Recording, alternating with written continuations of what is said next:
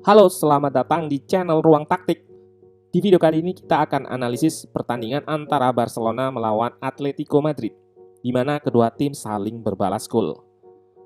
Menarik melihat taktik dari Setien versus Simeone yang bertolak belakang.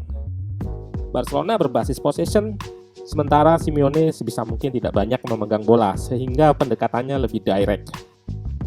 Dan pendekatan ini sudah menjadi filosofi Simeone ya, yang ngeset pertahanannya berdasarkan zona atau zona marking.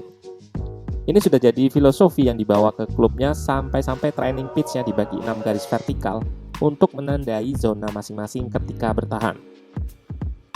Sementara Barcelona sudah terkenal dengan reputasi sebagai tim yang berbasis possession.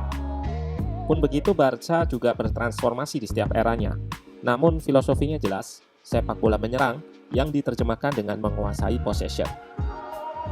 Seperti pertandingan kemarin, Barcelona menguasai bola jauh dari Atletico, 73 berbanding 27%. Dan jumlah sentuhan terhadap bolanya juga 2 kali dari Atletico. Namun inilah yang saya sebut tadi soal bagaimana Atletico tidak banyak memegang bola, namun juga meminimalisir bahaya dari penguasaan bola tersebut. Kita masuk ke formasi di mana Barcelona bermain dengan formasi 4-3-3 atau 4-3-1-2. Di sini ada Vidal di depan karena pemain ini diberi lisensi menyerang yang lebih, terutama ketika Messi drop atau bermain sebagai false nine.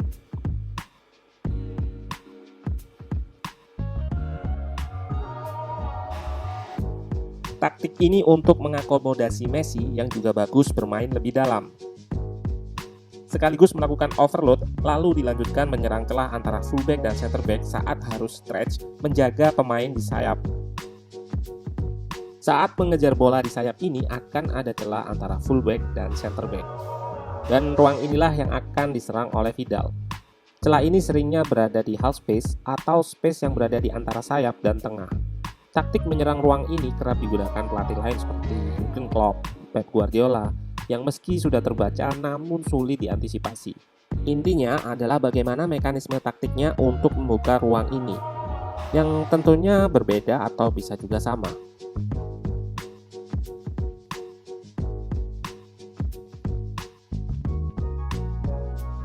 Untuk menyerang lebar lapangan, Setien menggunakan Rakitic yang drop ke belakang membentuk 3 back dan merilis Alba untuk lebih naik.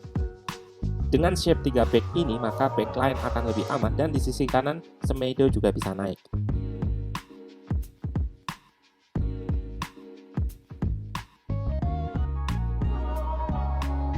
Shape di belakang ini juga untuk merespon pressing 2 pemain depan Atletico, sehingga ada superioritas jumlah 3 lawan 2.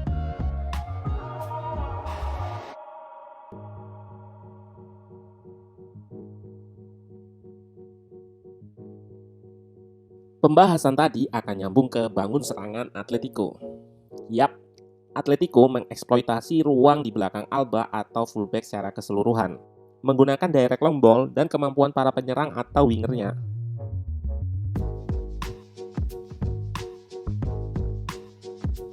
Seperti yang terjadi sebelum gol penalti Atletico, mengeksploitasi ruang di belakang Semedo, lalu menggunakan kemampuan individu Carrasco untuk merangsek ke depan. Kita bisa lihat struktur pertahanan Barcelona yang nggak bagus. Semedo yang naik, jarak antar center back yang jauh, lalu soal individual defending. Nope. Semua jadi makin runyam ketika Vidal melakukan pelanggaran.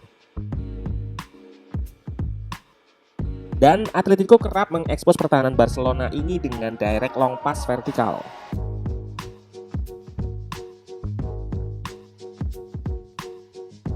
Sebelum gol tadi, Barcelona sempat unggul lewat gol bunuh diri Diego Costa.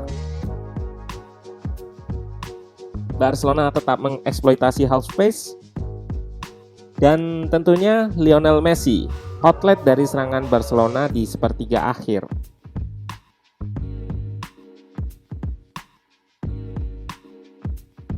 Sementara Suarez yang bermain sebagai nomor 9 terisolasi.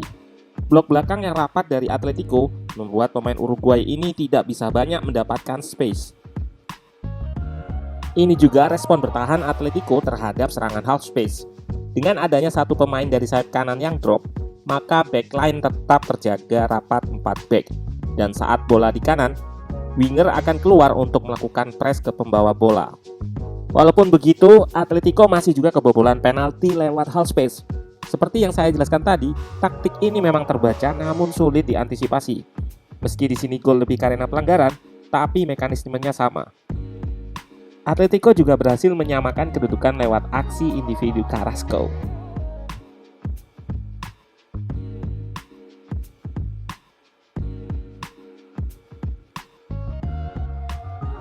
Well, selanjutnya tiba ke masalah tidak seimbangnya struktur menyerang ke bertahan dan solusinya. Di sini kita lihat kalau wing space diokupansi oleh fullback.